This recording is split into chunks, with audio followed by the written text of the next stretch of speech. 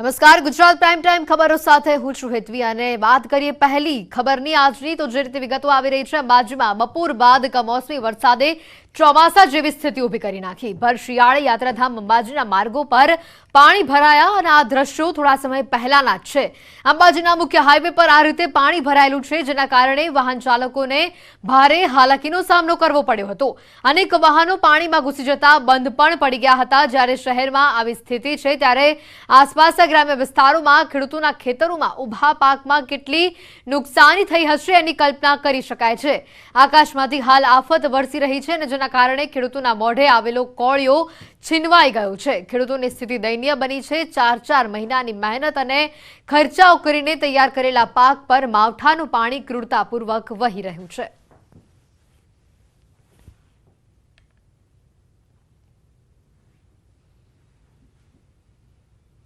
તો દાહોદ જિલ્લાના વાતાવરણમાં પણ પલટો આવ્યો છે। ફતેપુરામાં કમોસમી વરસાદના પગલે ખેડૂતો ચિંતિત બન્યા છે।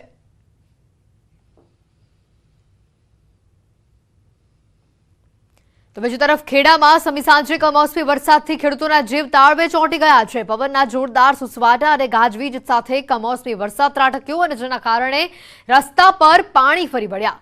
શિયાળુ પાકમાં મોટી નુકસાનીની આશંકા છે। ખેડામાં ખાસ કરીને તમાકુના પાકમાં નુકસાન થવાની આશંકા છે। વાત કરીએ સાબરકાંઠાની તો સાબરકાંઠાના અનેક વિસ્તારોમાં વરસાદ વરસ્યો। ઈડર, વડાલી, ખેડબ્રહ્મા, વિજયનગરમાં વરસાદ વરસ્યો। વીજળીના કડાકા સાથે વરસાદ વરસ્યો। ઈડરના વડાલીમાં કરા પણ પડ્યા। ખેડૂતોના ઊભા પાકને નુકસાનીની ભીતિ સેવાઈ રહી છે। કમોસમી વરસાદથી ખેડૂતોની ચિંતામાં વધારો થયો છે।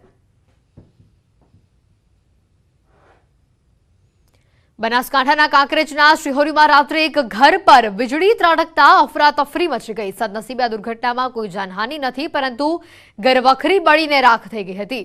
વીજળી પડતા મકાનમાં આગ ભભૂકી ઉઠી હતી અને જેને લઈને દોડધામ મચી ગઈ હતી। બીજી તરફ ઘરમાં ઊંઘી રહેલા લોકો તાત્કાલિક બહાર નીકળી ગયા હતા। ત્યારબાદ પાડોશીની મદદથી આગ પર કાબુ મેળવાયો હતો। મારા ઘરમાં ખૂબ નુકસાન થયું। ઘર વખત કશી રહી નથી અને અમે બચી ગયા।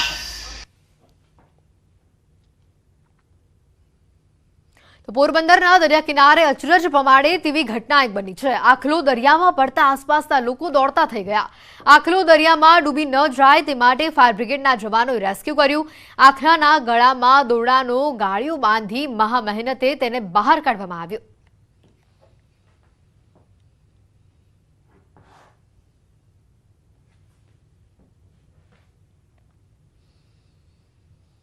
રાજકોટના ટાગોર રોડ પર અકસ્માત સર્જાયો। કાર નજીકના શોરૂમમાં ઘૂસી ગઈ અને અકસ્માતમાં કોઈ જાનહાનિ પણ થઈ નથી।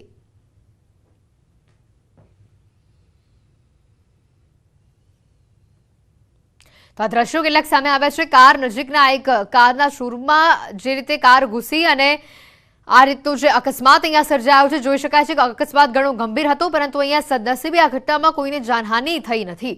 કાર અચાનક જ શોરૂમમાં ઘૂસી અને મોટા પાયે શોરૂમને અને કારને પણ નુકસાન થવા પામ્યું હતું, પરંતુ અહીંયા રાહતની વાત એ છે સદનસીબે આ સમગ્ર ઘટનામાં કોઈ જાનહાનિ થઈ નથી। છોટાઉદેપુરના બોડેલીના મુલઘર ગામમાં દીપડાનો હુમલો સામે આવ્યો છે। દીપડાના હુમલામાં 2 વર્ષના બાળકનું મોત થયું છે। કેળના ખેતરમાંથી બાળકને ખેંચી ગયા બાદ મોત થયું છે। ભાઈના ખોળામાં રમતા બાળકને દીપડો ખેંચી ગયો। પરિવારે બૂમાબૂમ કરી બાળકની શોધખોળ કરી।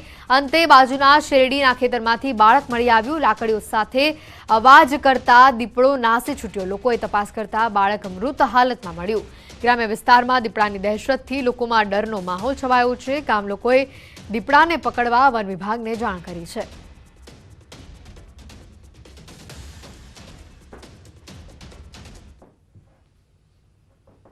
દીપડો કઈ જગ્યાએથી આવ્યો કોઈ માલુમ ન પડ્યું અને બીજો મોટો ભાઈ હતો એના ખોળામાંથી લઈ અને ભાગી ગયો અને એક ખેતર વટેની જોડે મકાઈનું ખેતર હતું, એ મકાઈના ખેતરમાં લઈને ઘૂસી ગયો। એ ખેતર 3 એકરનું મોટું હોવાથી અંદર પછી મુલધર ગામના છોકરાઓને આજુબાજુ જબુગામ ટીમીના બધા માણસો જેને અંદર તપાસ કરી તો અંદરથી બાળક મળી આવ્યું અને દીપડો મૂકીને ભાગી ગયો અને બાળક મૃત હાલતમાં મળી આવ્યું।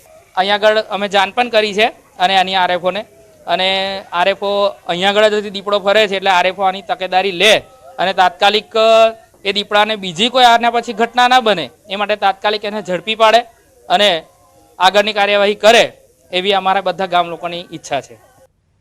અને હવે વાત કરીએ આખરે ગુજરાતના પાપીઓ કોણ?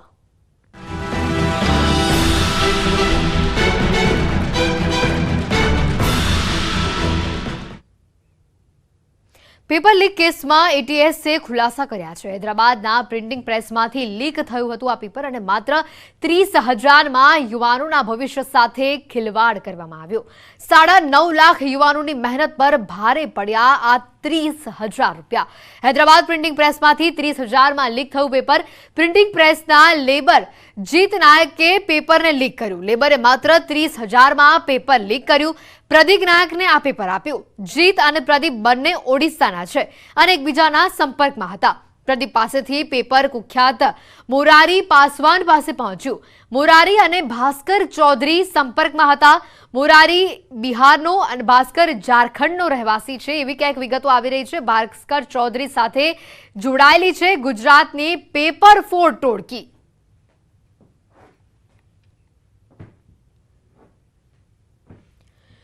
જે રીતની આખરે વિગતો સામે આવી, ગુજરાત એટીએસે આરોપીઓને લઈને ગુજરાત આવી. અત્યાર સુધીમાં કુલ 16 આરોપીઓની ધરપકડ થઈ ચૂકી છે તો વધુ એક આરોપીની હૈદરાબાદમાં અટકાયત કરવામાં આવી છે. આરોપીઓને મેડિકલ ચેકઅપ માટે લઈ જવામાં આવ્યા છે.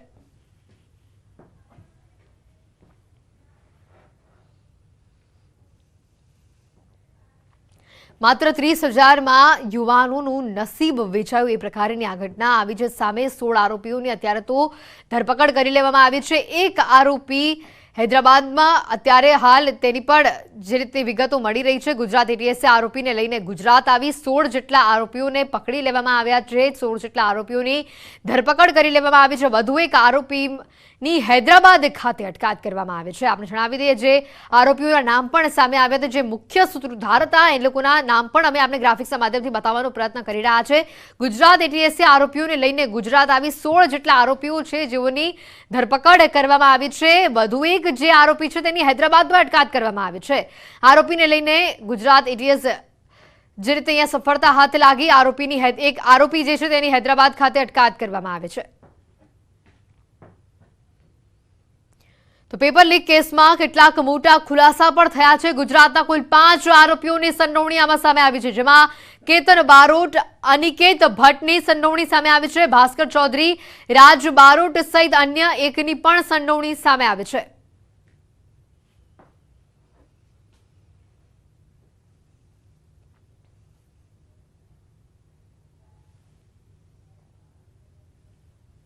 જે રીતે અમે એક બાતમી મળી કે એ જગ્યા ઉપર લોકો ભેગા થવાના છે અને ભેગા થઈને પેપરની પછી આપ લે કરશે, તો એ જ્યારે ભેગા થયા રાત્રે 1:30 વાગ્યાની આજુબાજુ, આપ જાણો છો કે એ બધી એ બહુ શાર્પ ગેંગ્સ હોય છે.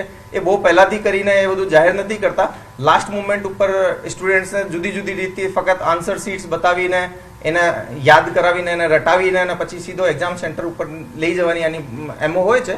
તો એ બહુ છેલ્લી ઘડી સુધી વેઇટ કરે છે અને મેં પણ મુદ્દામાલના ભાગરૂપે અમને પેપર વગેરેની રિકવરી થાય એ રીતે અમે રાત્રે 1:30 વાગે એ બધી ચીજો સાથે પકડી પાડેલ હતો. મુરારી પાસવાન અને એની ગેંગના જે મિન્ટુ કુમાર છે એનો વડોદરા ખાતેના જે બીજા આરોપીઓના નામ હું અગાઉ લીધા એ લોકો સાથે સંપર્ક હતા.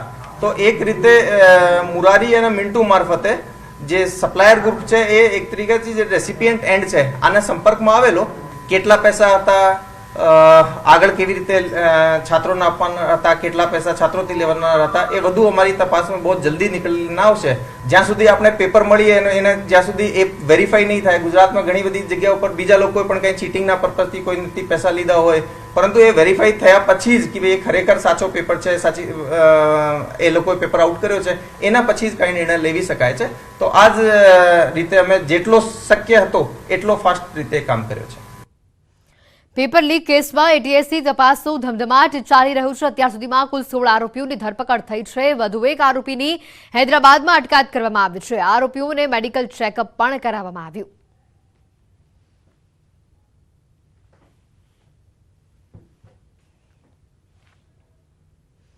રાજ્યમાં આજનો સવાર ઉગ્યો ફરી એક પેપર લીકની ઘટના સાથે અને તંત્ર દોડતું થઈ ગયું અને તપાસના તાર છેક હૈદરાબાદ સુધી પહોંચ્યા. રાજ્યમાં ફરી એકવાર તંત્ર પરીક્ષામાં નિષ્ફળ ગયું. સવારે એક મેસેજ આવ્યો અને 9 લાખથી વધુ વિદ્યાર્થીઓના ચહેરા પર નિરાશા વ્યાપી ગઈ. જુનિયર ક્લાર્કના પેપર લીક કેસમાં સવારથી જ તપાસનો ધમધમાટ શરૂ થયો છે. સાંજ સુધીમાં વિદ્યાર્થીઓના ભવિષ્ય સાથે ચેડા કરનારા કેટલાક આરોપી સુધી પોલીસ પહોંચી ગઈ છે. સમગ્ર કેસમાં આંતરરાજ્ય ગેંગનું નામ પણ સામે આવ્યું છે. તપાસમાં સામે આવ્યું કે આરોપીઓએ હૈદરાબાદ પ્રિન્ટિંગ પ્રેસમાંથી પેપર લીક કર્યું હતું. પ્રથમ પ્રિન્ટિંગ પ્રેસમાં કામ કરતા જીત નાયકે 30,000 રૂપિયામાં પેપર લીક કર્યું.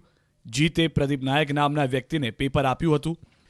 ત્યારબાદ મોરારી પાસવાને પ્રદીપ પાસેથી, મોરારી પાસવાન પાસેથી એક અન્ય વ્યક્તિએ આ પેપર લીધું, જેણે રાજ બારોટ નામના વ્યક્તિને આપ્યું. રાજે અનિકેત ભટ્ટને, અનિકેતે કેતન ચૌધરીને અને છેલ્લે આ પેપર અનિકેત પાસેથી ભાસ્કર ચૌધરી નામના વ્યક્તિ સુધી પહોંચ્યું. જો કે આ લોકોએ અન્ય કેટલા વ્યક્તિને પેપર આપ્યું તે તપાસનો વિષય છે. આ સમગ્ર મામલે પોલીસ તપાસ કરી રહી છે. તેમાં ETS અત્યાર સુધીમાં 16 આરોપીઓની ધરપકડ કરી ચૂકી છે, જેમાં 5 આરોપીઓ ગુજરાતના છે. મહત્વનું છે કે વહેલી સવારે વડોદરાથી ETSએ એક આરોપીને પેપર સાથે ઝડપી પાડ્યા બાદ પોલીસ દોડતી થઈ છે. તપાસમાં વધુ ચોંકાવનારા ખુલાસા થાય તેવી શક્યતા છે. વડોદરા શહેર પેપર લીક કાંડનું એપી સેન્ટર બન્યું છે. સયાજીગંજની હોટલમાં રોકાયા હતા રાજ્ય બહારના આરોપીઓ. રાજ્યમાં સરકારી પરીક્ષાના પેપર લીક થવાનું અટકી નથી રહ્યું. તેવામાં વધુ એક પરીક્ષાનું પેપર લીક થતા ઉમેદવારોની મહેનત પર પાણી ફરી વળ્યું. આ સમગ્ર કાંડનું એપી સેન્ટર વડોદરા બનીને સામે આવ્યું. સંસ્કારી નગરીમાં જ ઉમેદવારના ભવિષ્ય સાથે થઈ રહેલી રમતનો અડધી રાત્રે પર્દાફાશ થયો. ગુજરાત પોલીસને મળેલી બાતમીના આધારે મોડી રાત્રે સ્ટેકવાઇઝ એન્ટરપ્રાઇઝ નામની સંસ્થામાં રેડ કરી પેપરનું ખરીદ વેચાણ કરતા 15 આરોપીઓને દબોચી લીધા. ધરપકડ સમયના સીસીટીવી દ્રશ્યો સામે આવ્યા, જેમાં ETSની રેડ સમયના દ્રશ્યો સામે આવ્યા, તેમજ આરોપીઓને લઈને જતા નજરે પડ્યા. આ ઉપરાંત બહારના રાજ્યમાંથી આવેલા આરોપીઓ અપ્સરા નામની હોટલમાં રોકાયા હતા. વડોદરામાં પેપર વેચાણ માટે સયાજીગંજની અપ્સરા હોટલમાં રોકાણ કર્યું, જેમાં મુખ્ય આરોપી પ્રદીપ નાયક અને તેની સાથેના અન્ય એક આરોપી આ જ હોટલમાં રોકાયા હતા. જે હોટલમાં પણ ETS દ્વારા તપાસ કરાઈ હોવાનું માહિતી જોવા મળી. ઉપરાંત ગુજરાતમાં પેપર ખરીદી કરી શકે તેવા લોકોની શોધમાં હોવાની બાતમીને આધારે સમગ્ર હકીકત સામે આવી. વાત હવે રાજ્યના યુવાનોના છલકાયેલા દુઃખની, કે જ્યાં સપના રોડાતા આંખો ભરાઈ આવી. વધુ એક વખત ફૂટી ગુજરાતના લાખો યુવાનોની કિસ્મત. બીજાના પાપે રોડાએ ગુજરાતના લાખો યુવાનોની જિંદગી. કોઈ સફળતાનો શોર્ટકટ શોધવા નીકળ્યું અને અનેક સપનાઓને વેરવિખેર કરી નાખ્યા. મા બાપના આશીર્વાદ સાથે સફળતાના સોપાનો સર કરવા નીકળેલ યુવાનને ક્યાં ખબર હતી કે કેટલાક પાપીઓ તેના અને પરિવારના સપનાઓને કાળી રાતના અંધારામાં ષડયંત્ર રચતા હશે. જ્યાં સવારે આશાનો સૂરજ ઉગી રહ્યો હતો, ત્યાં જ પરીક્ષા મોકૂફનો શબ્દ તેમના કાનમાં પડ્યો. બસ ત્યાં તો લાખો યુવા ઉમેદવારોના પગ તળેથી ફરી એકવાર જમીન સરકી ગઈ. યુવાનોને પ્રતિક્રિયા પૂછતા તેમની આંખો ભરાઈ આવી. તેમના શબ્દોમાં જ સાંભળો તેમની પ્રતિક્રિયા. આજે મારી માં, આજે મારો બાપ, આજે કેટલો હરખ રાખીને બેઠો છે કે આજે મારો દીકરો પરીક્ષા લેવા ગયો છે અને ગુજરાત સરકારમાં કર્મચારી તરીકે સીટ ઉપર આવશે. આજે એની આશાનું પાણી અમે ઘરે શું મોઢું બતાવીએ સાહેબ. આ આંસુ ભલે માત્ર એક જ ઉમેદવારની આંખમાંથી વયા હોય, પરંતુ લાગણી દરેક ઉમેદવારો વતીની સામે આવી છે. ન જાણે આજે કેટલાય ઉમેદવારોની સાથે તેમના માતા પિતાએ આરોપીઓને ધિક્કારતા હશે. ક્યાં એક નવી સવાર તેમના માટે સફળતાના દ્વાર ખોલવાની હતી અને ક્યાં તેઓ બસ સ્ટેશન અને પરીક્ષા કેન્દ્ર વચ્ચે રઝળી પડ્યા. આજે દરેક ઉમેદવાર એક જ માંગ કરી રહ્યો છે કે આ સપનાઓને વેરવિખેર કરવાનો સિલસિલો હવે બંધ થાય. જુનિયર ક્લાર્કની પરીક્ષા આપવા માટે અલગ અલગ કેન્દ્રો પર દિવ્યાંગ વિદ્યાર્થીઓ પણ પહોંચ્યા હતા. પરીક્ષા મોકૂફ રખાતા તેમણે પણ રોષ વ્યક્ત કર્યો. મેં દિવ્યાંગ કોટામાંથી ફોર્મ ભરીને આવું છું. અમને તો પોલીસમાં કે ક્યાંય લેતા નથી. અમે એક ઓફિશિયલી વર્ક કરી શકીએ, બરાબર. તો હવે અમે આ કરવા માટે અમે મજબૂત થયા છે અને તૈયાર થયા છે. તો એમાંય પેપર ફૂટી ગયું તો અમારે તૈયારી જ કરવાની, બસ તૈયારી જ કરો. આ વેદના છે જુનિયર ક્લાર્કની પરીક્ષા આપવા આવેલા દિવ્યાંગ વિદ્યાર્થીની. વિદ્યાર્થીઓએ રોષ વ્યક્ત કર્યો કે અમે આકરી તૈયારીઓ કરી પરીક્ષા આપવા પહોંચીએ છીએ, પરંતુ દર વખતે પેપર લીક થઈ જાય છે. વિદ્યાર્થીઓએ સવાલ ઉઠાવ્યો કે શું અમારે માત્ર તૈયારીઓ જ કરવી? મહત્વનું છે કે અલગ અલગ જિલ્લામાંથી વડોદરા પહોંચેલા ઉમેદવારો કેન્દ્ર પર પહોંચે તે પહેલા જ જાણ થઈ હતી કે પેપર મોકૂફ છે. જે વાત સાંભળીને કડકડતી ઠંડી સહન કરીને આવેલા ઉમેદવારોના ચહેરા પર નિરાશા વ્યાપી ગઈ. સાથે જ સરકાર સામે રોષ વ્યક્ત કર્યો અને જવાબદાર અધિકારીઓનું 48 કલાકમાં રાજીનામું માંગ્યું. આ તરફ વડોદરા બસ સ્ટેન્ડ પર મોટી સંખ્યામાં ઉમેદવારો એકઠા થયા હતા. કોઈ અનિચ્છનીય ઘટના ન બને તે માટે બસ સ્ટેન્ડ પર પોલીસ બંદોબસ્ત ગોઠવી દેવાયો હતો.